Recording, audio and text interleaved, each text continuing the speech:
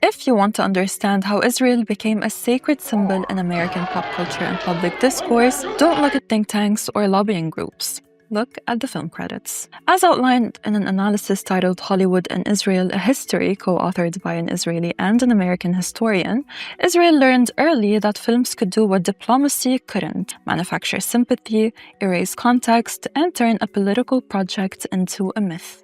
Right after the creation of Israel in 1948, government officials and supporters began actively exploring how the occupation would be depicted in ways that would resonate with Western, especially American audiences.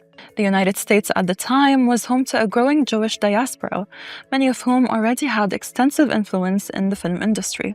And what a fortunate coincidence it was that Hollywood was the beating heart of American culture. In the 1950s, the first wave of films linked to Israel didn't show a modern regime. Instead, they cast Israel as the realization of a biblical idea.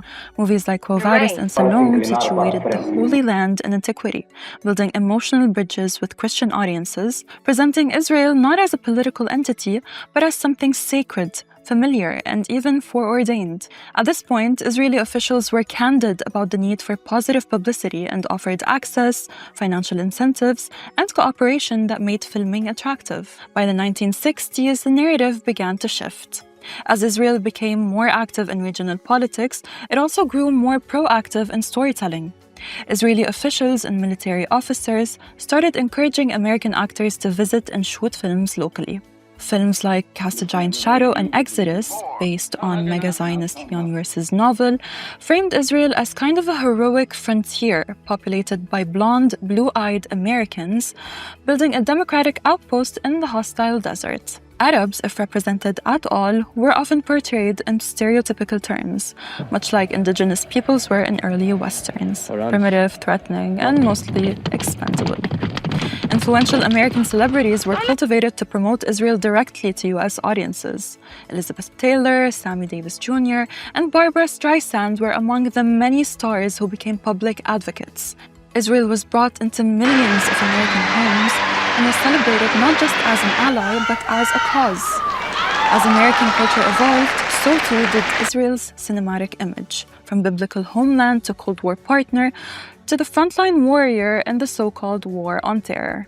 One of the more striking figures in this history is Arnon Milchan. A former Mossad intelligence operative and arms dealer, Milchan later became a Hollywood mega-producer behind films like Heat, Fight Club, JFK, and, ironically, 12 Years a Slave.